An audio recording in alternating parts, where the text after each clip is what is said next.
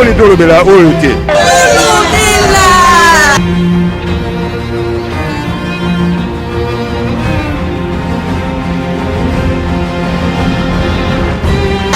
oyo ngai jani bafinga nasali te mpona lukela bino basango.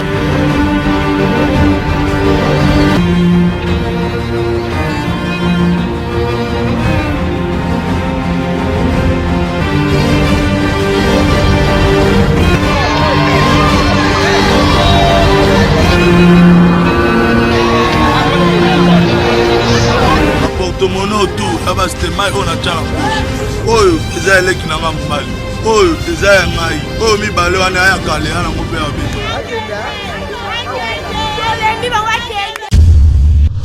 na Goma na Bukavu Kindu Congo Central les grands Kasai biso magazine tolobela Congo to pesi bino mbote ngonga yango ekoki otomesana komemelaka bino basango nyonso ebomba mapeto bimisa bino na pole to fungola édition na biso mokolo lelo bobo mesano na politique bassassin ya ambassadeur ya Italie oya RDC bapresentaki bango mokolo ya le 18 janvier liboso ya yemoko gouverneur militaire ya Nord Kivu bolanda ba détail na elema ya la douce nengi mapangwilo. Commissaire provincial ya Nord Kivu na équipe naye bakangaki bassassin ya ambassadeur ya Italie na République démocratique du Congo oyo akufa na convoi ya PAM na tronçon ya 3 antennes na parc ya Virunga na 2021. Bassassin yango bapresentaki bango lobi le 18 janvier liboso ya gouverneur militaire na province ya Kivu. Kasi bazalaki bango moko te elongo na bamotar oyo bazali ba complice na bango nde bakreaki embuscade tango convoi ya PAM ezalaki koleka. Cerveau moteur ya assassinat ya ambassadeur ya Italie ye bakangi ete akimi biso magazine tolobela Congo tosengi na commissaire ya province ya Nord Kivu asala mosala na ye akanga ye po justice esalema. Biso magazine tolobela Congo tolobi tokoloba pe tokolobaka ndenge kaka bayimboka balobaka mondele achangeage eza mpe lolenge moko na kote mpe ya babanda baescro bango mpe bachangeage na ndenge mokete mikolo oyo na ville province ya Kinshasa banda baescro moko bazali kotungisa bayimboka na kobengaka bango na telefone kolobaki bazali na kombo ya mama bourgmestre mama Mbuimeta azali koluka kokabula mo badura po bakashne pe balave men nyonso to eza mama lokuta na ntina na yango ye moko excellence mama Mbuimeta abengaki biso na biro na ye mpona kopesa badetail puis kobenda population ya Kasavubu pe mingi ya ville province ya Kinshasa matoi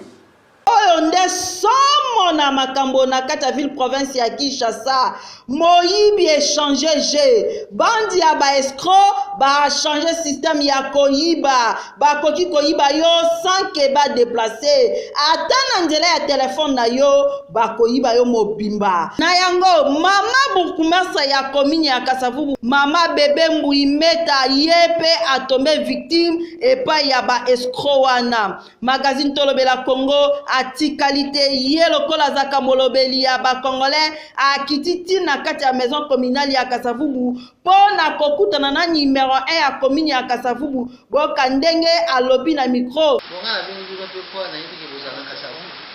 to po na yiki bozana Kasavubu ezaki pona ko alerter population par rapport na ba arnaque oyo eza mikolo yo bato bazobenga ngambo na bomesa Kasavubu nazoya unité o naza na badrapeau ya kopesa na baeglise ya kopesa na bamama na kopesa na ba ONG naza na bamarché po tosolola na bamama naza na bademande ebele oyo nga naza koessaye kopromettre na bato. Alors je me dis que non, en tout cas bourgmestre ya Kasavubu akosenga mutu oyo ayebi te car c'est pas possible hein commune eza aussi pauvreté donc nasobaka carte budget moko pour la carte eza prévu pour la chaque jour on a benga donc nakoki mpe kosenga mutu te parce que babourgmestre baza bamandia te ce sont des cadres oyo mpe bavivaka baza bien organisé Alors bateau va utiliser soki ba machine ba imitaka ba voix ya bato. Surtout maman oyo aza ko se présenter que ezali maman Mboui pour maître. Il faut atika biloko wana ça n'honore pas la femme. Et puis je dis à la population non, soko yebi maman Mboui. Oyebi que ça va bongo te. Comme tu as la carte à piège au coin, il y a parce qu'il y a beaucoup d'arnaqueurs en ce moment. Mes collègues aussi se plaignent de subir des fois la caravane. Tout ça, c'est la sagesse. Nous avons fait une carte et comme tu vas $400, c'est pas possible. Nous avons fait une victime. Comme tu as dit, maman, tu es bio, ceux qui m'ont zali, qui là, maman, ils ont engagé dans telle entreprise, tel beau et tel beau. Mais moi, je détecte automatiquement que non, les engagements ne se font pas comme ça. Donc, oh, il faut arnaquer maman à Batou, Simalanga. Ote maman, oka, veuve, n'a pas le bilo, on peut se veuve bilo. Mais les premiers concernés sont dans le qu'on peut se battre, bilo à coller la bonne année. C'est les gens de la commune. Comment pas la gamme qu'on a fait si bilo na Batou, c'est là que nous peut se libanda. Biso magazine Tolobela Congo to condamné ba acte oyo pe to sengi na la police to pe na bakonzi ya mboka batala likambo oyo bato o bazali ko imiter ba voix ya bato pe continue la bato ba voice ko senga bato pe ko yiba bato mbongo na nzela ya singa to condamné yango to koloba pe to koloba kaka poete yango nde mosala na biso. Toti kalakaka na commune à Kassavo pour excellence maman Mouimeta bourgmestre ya commune à Kassavo mosala kitoko tout le temps pene mon konzamboka a célébrer ki ba mariage bande ko nyoso ba fanda ensemble ba sala na le libala ya l'état teye a profiter ki pona bonne année a pesi bango cadeau pe a fêter bango yango ya ofile na ndinga mukiti bolanda ba détail na élément ya Lydia Mbutsa. Esengo etondi makasi na commune ya Kasavubu tunanga eza nini yako kamwa esengo ya solo mama la kisi ete yende mama apesi cadeau ya malamu ya année 2022 epai ya ba agent pe chef de riz na ba natif nyonso ya commune ya Kasavubu cadeau yango eza nini mariage civil ba oyo nyonso bazalaki en ordre te liboso ya état civil ba komi en ordre ba régulariser na yango magazine Tolobela Congo atikali simate accompagné ba partenaire na ye na souci oyo azalaka na yango pona bango au total ezalaki 22 couple nde ba yaki ko régulariser liboso ya état civil to kandenge mama bourgmestre à lobby. Il faut qu'on protège mobile, qu'on protège pe moisi na bana. Hein? Code de la famille na biso, eza clair, eza pe riche, mais biso ne toujours saisir bon opportunité wana te. Yangwana na lobaki non, il faut na créer pe eloko moko to c'est la ka ba kamoso ta likolo te. Ba pesi biso pe gestion ba pesi biso commune les entités décentralisées à cause de la peine ba plan naé pour la nini pour na ko aider tant soit peu ba po parce que ba ya ngana sala mbongo ko futa na communauté Nathalie oyo biyo moko yoki ba 20 ans bazali ba 30 ans bazali kutu 40 ans bazali avant même tokota na code de la famille premier code de la 87. Il y a des gens qui ont des grands enfants qui ont des petits enfants alors toko tika bongote il faut te luka te sauver biloko wala nyonso pe bazwa conscience que na ba jeune que le mariage civil est important. Babala ni pe bazangaki maloba te ba exprimer ba sentiment de joie na bango couple Timbambala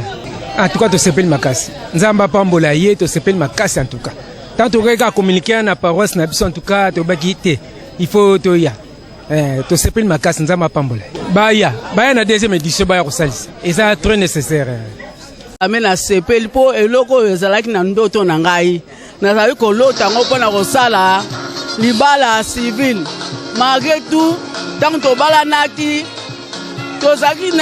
na posa to sala kasi makambo moko ya ko empêcher biso moye to sala ngo ezalaki te bongo kola nzambe alalaka te apesi initiative opa ya mama bourgmestre mama Mbuimeta ya Kasavu tolobi nzambe merci ntango toyokaki mbela wana tokoki kokanga motema te tolobi biso tokozala bato ya liboso tokomisa kombo biso magazine tolobela Congo to féliciter kaka mama bourgmestre na oyo kitoko ya azali kosala mama bébé mbui yonde mama ya solo. Population ya veni Kasavu bukuna na zando ya monene bazali kolela soki mvula ebeti ba eta nzela zokuma mabena ndeka mukete bola na ba detail na element ya Lydia Ngunza pe Gloire Obeno mwana mayela solo solo. Oyo bozali komona ezali na Prince Kasavubu liboso ya marché central pene ya hôtel de ville et bongwami nango na fleuve Congo to pe na kalamu ya Vemer po ete mai ya mvula etondi vraiment moyen ya koleka ezali te kobanda avenir Wakading ti obima na Itaga pe kolongwa na komini ya Lingwala po okatisa na komini ya Kinshasa population bazali kosouffrir bayebi te soki balukela bango babwatu po baluka to pe ba sauvetage na kobanza ete bambisi pe ezali na kati ya mai yango nango population basengi na ba autorité urbaine balukela bango solution boka ndenge population eleli tozana yumite jatiningo bila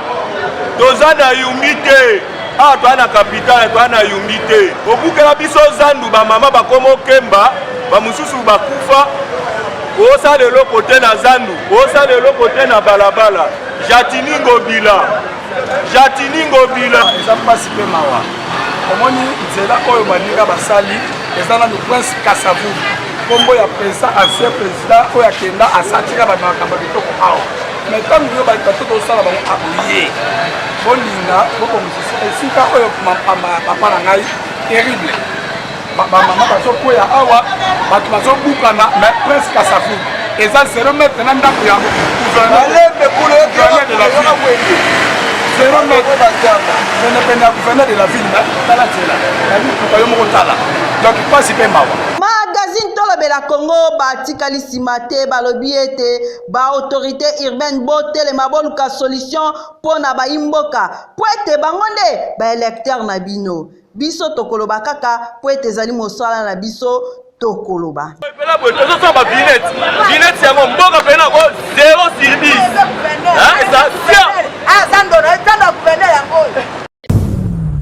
bamelisi mwana ya 10 bombe kuna na komi na Ngaliema na Binza Devo esali pasi pe mawabola na ba detail na element ya Charles Mabonzo mwana ya Yambo pe Gloire Obeno mwana Ngaliema ya solo solo.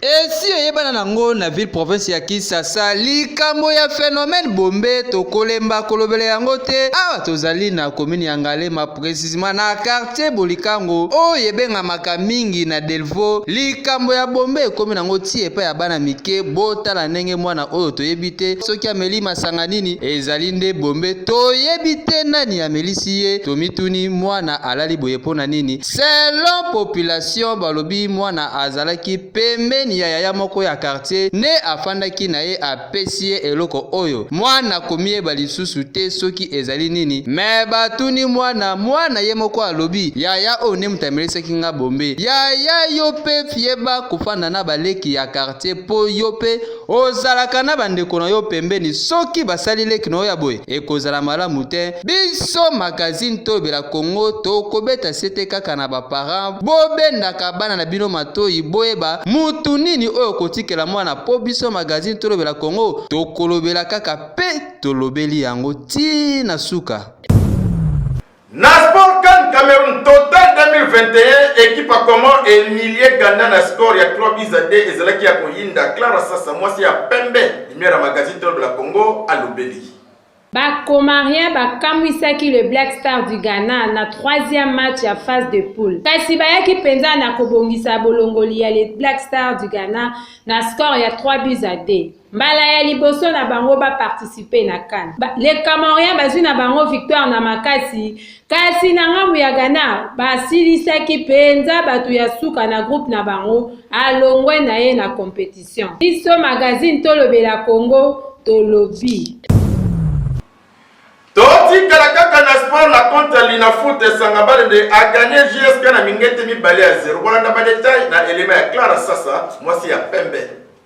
Vodacom Ligue 1. Ezalaki mokolo ya mardi 18 janvier 2022 na 15h30 heure de Mbujimayi et Lubumbashi. 14h30 heure de Kinshasa na stade Kashala Banzola de Mbujimayi. Nekuna ezalaki bongo match ya Sa Majesté Sanga Balende na Jeunesse Sportive de Kinshasa. Basilisaki match na bango na score ya 2-0 na faveur ya ba Ange Saint. Butoto Kamana afongolaki score na 21e minute et puis au moins les Zeke na 44e minute. Bosimba Boye, Sa Majesté Sanga Balende a enregistré 3 victoires na saison. Biso magazine Tolobela Congo na biso Tolobi.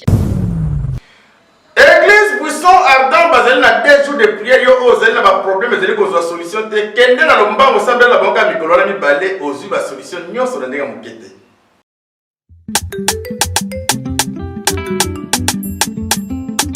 Ah ouais, c'est bon.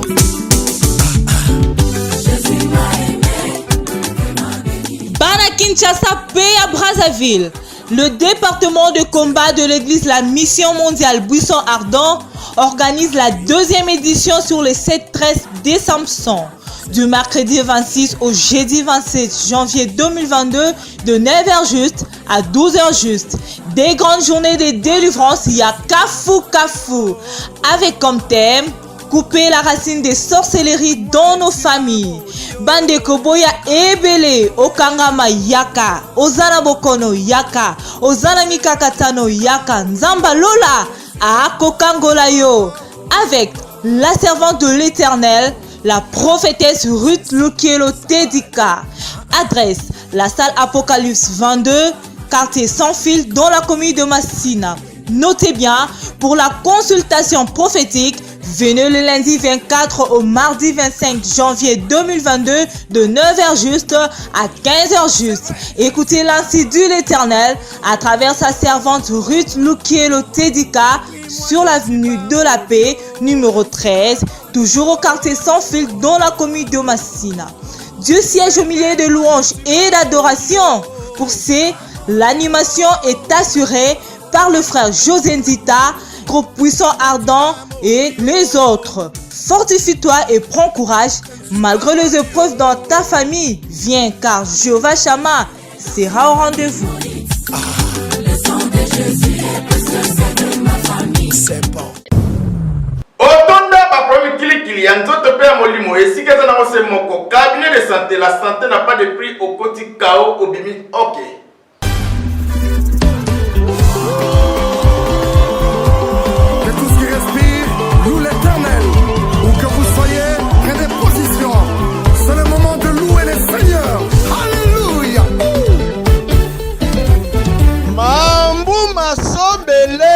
Tunanga nini yo moto oyo otelenganaka yo moto oyo obela babokono ya ndenge na ndenge otambola na baopito ya ville province ya Kinshasa batindika okutu libanda ya mboka mpona kozwa basoin approprié esimba nango te boyokanga na yeli bino solution ya solosolo la santé n'a pas de prix epa ye moko les grands maîtres spirituels oyo azali kosala mosala kitoko na ndenga kosakana te na yo moto osalaka commerce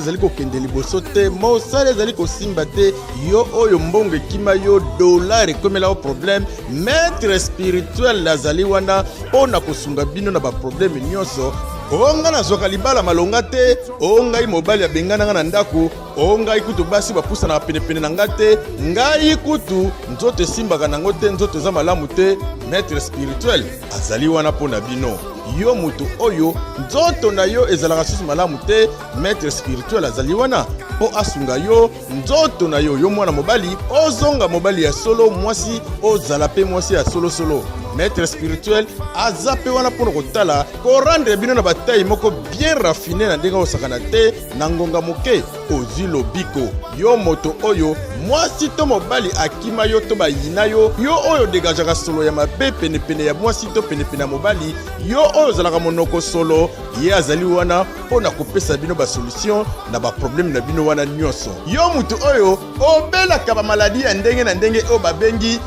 maladie physique to pe spirituelle ye aza wana azali kolongola yango onga nasalaka te onga kutu promotion na boulot ezalaka te onga ikutu banda bafandela ngai natelemaka te ngai oyo nakoma na ngai kaka handicapé ngai oyo nazalaka so na santa malonga te solution yango eyeli na porte ya ndako kotelengana na yo te kokende ni à gauche ni à droite esika mosusu okende okolela pamba mosolo ekei ozwi mpe solution te kasi na cabinet la santé n'a pas de prix mosala ezali kosalama kitoko mosala ata babomba oyo na se ya mai les grands maîtres spirituels akobimisa yo na se ya mai ata babomba yo wapi même si yo batia yo na molangi akopanza molangi te kasi ose retrouve libanda na ndenge ya mystique spirituel yo obiki olongwela makambo nyonso tu oyo ya mabe parceke nzambe asala likolo na se asala mutu te asouffrir asala mutu te anyokwama yo oyo ozali na problème mabota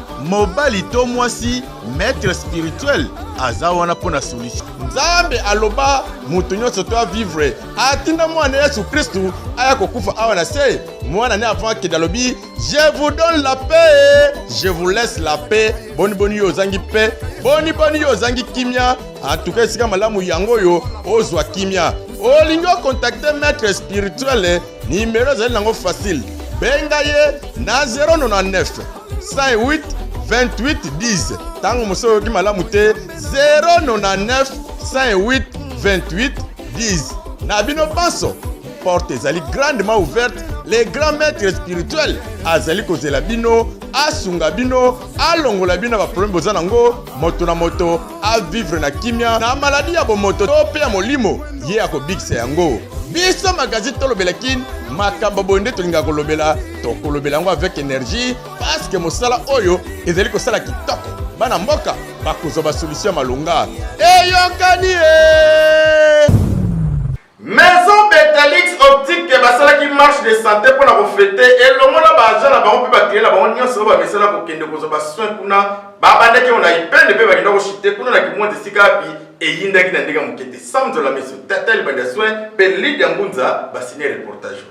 Maison Betalix Optique bazalaki na marche de santé lobby lundi le 17 janvier. Pona ko se relaxer pe kolongola ba stress. Magazine tolobela Congo na souci o azalaka nango pona ba partenaire na ye atika ki bango te accompagner ki bango na marche wana. Point de repère ezalaki ipen na Maison Betalix Optique tina kimwenza ga wape pa ibisika bashitaki kolia komela pe makinu ezalaki ya gogo kuna. Toka ndenge cordon apeseli. Oui, je suis Franck Beta Betalix le DG de l'entreprise Betalix Optique. Tozalaki na esengo mingi ya ko recevoir bino comme des coutumes toutaki kosilisa mbula eleki ya 2022 et sur ce il fallait quand même tosangana na ba client na biso ba partenaire to ba praticien bayaka kati na lingomba ya biso nde yango to préféraki lokola ezali mokolo ya férié tozo ko commémorer na mboka na biso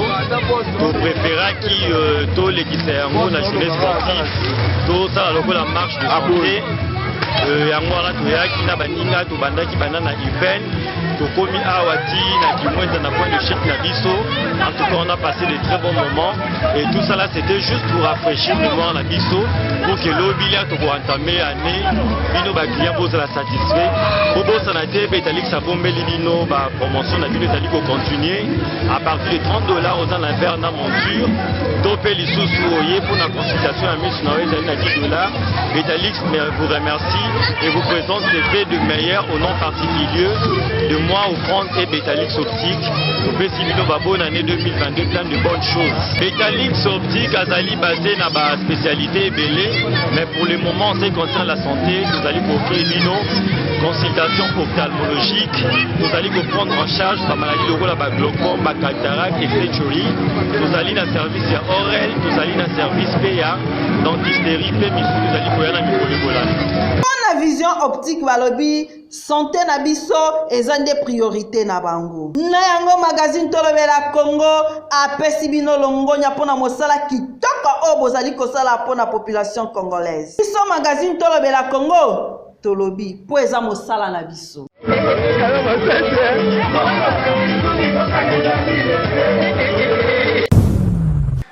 biso magazine tolobela la Congo tozali ko souhaiter joyeux anniversaire na ba o nyonso babotama mokolo elo mingi na mwasi kitoko ya mbinga Rachel Todi ko ya botama mokolo elo journaliste ya solo eza ko yinda kuna na quartier balobi batandi 32 tabalikola mesa makasi kana na kirda et bon champagne ezo peta ndebiki de bizonga.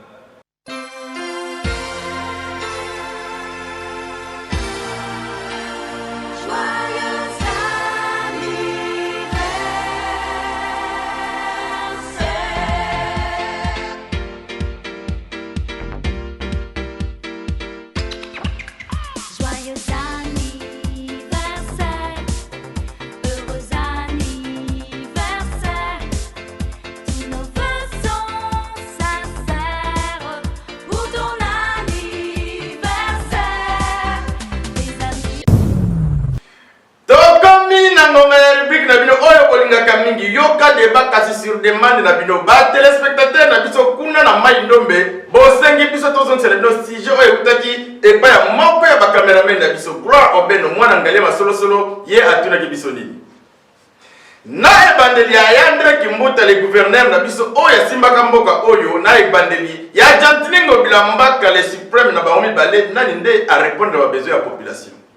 so totali Banga zo ba escroc. Kimbuta bana osamo sele malamu zatini kini bopeto wana. En tout cas, eza bizarre pe salité ya makasi. Bazane ba ventrier. C'est Kimbuta quand même. Et là comment côté?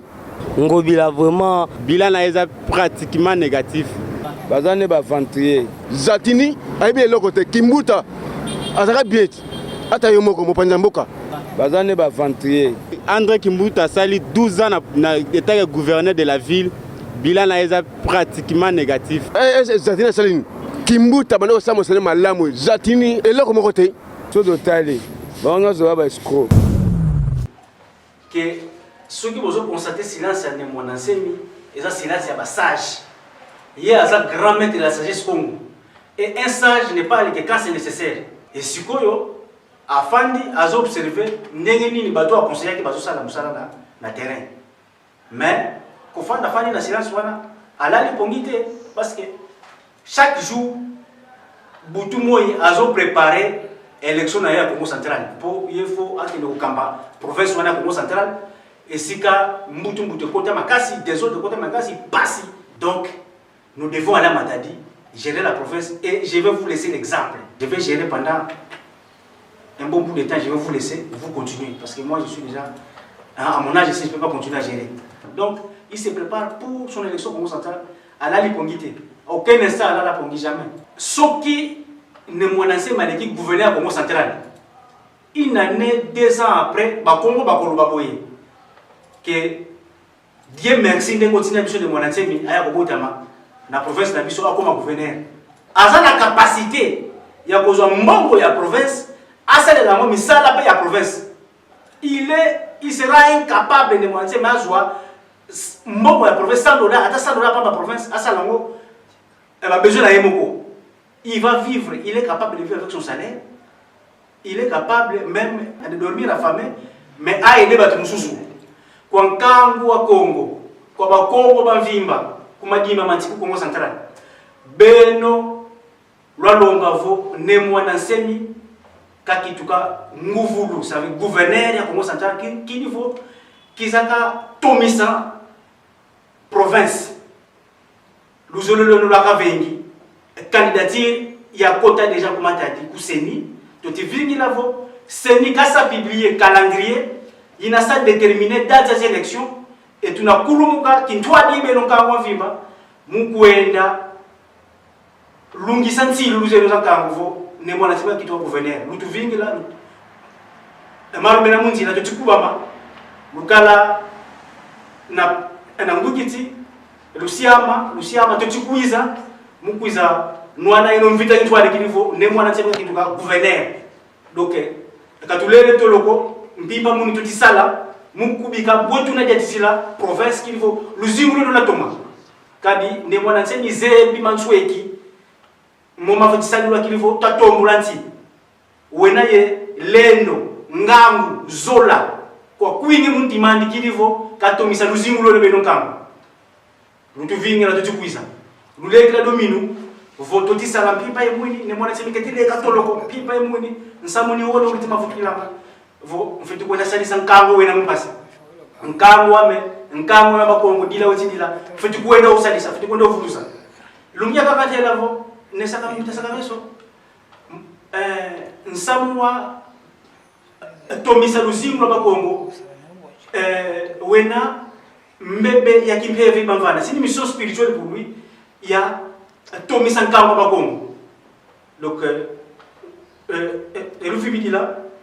malumunza ninyango silaka te biso magazine tolobela kongo tokomi na suka mpona mokolo elokasi na lukinzi oyo tozala nango tokabwanaka na bino bongo te 100% toba merci na patience mpe fidélité bozala nango ntango nyonso ya kolandaka biso na bokebi na ndenge osakana te edition na biso ya mokolo lelo tozali kodedi yango na monseigneur Gilles Thomas Mukadi moto nzambe en blanche de Marie tika topesa joyeux anniversaire na mosika na mwana ya mama rédacteur en chef na biso la douce Nelly Mapangula confidence Mapangula kuna na point noir na ngambo ya Congo Brazzaville ko azali ko fete mbotama ne mokolo lelo yindi na ndenge osakana te biso magazine tolobela kin to souhaiter ko ba joyeux anniversaire soki mosala oyo esalami TikTok ko bobo pesa merci na gloire oleko mwana ngale ba solo solo oyo azalaki na sima kamera na montage coaching njanja pe respect kwa jambu ba monde basimba kengo na ndenge osakana te edition na biso mokole kumamaki na Lydia Ngunza pe azalaki assister na mama rédacteur en chef Nelly Mapangula la douce nyos oyo esalamaki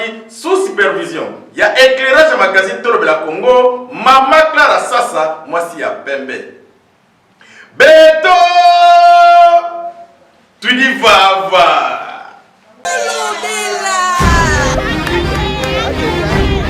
bolobela te poli tolobela oyo te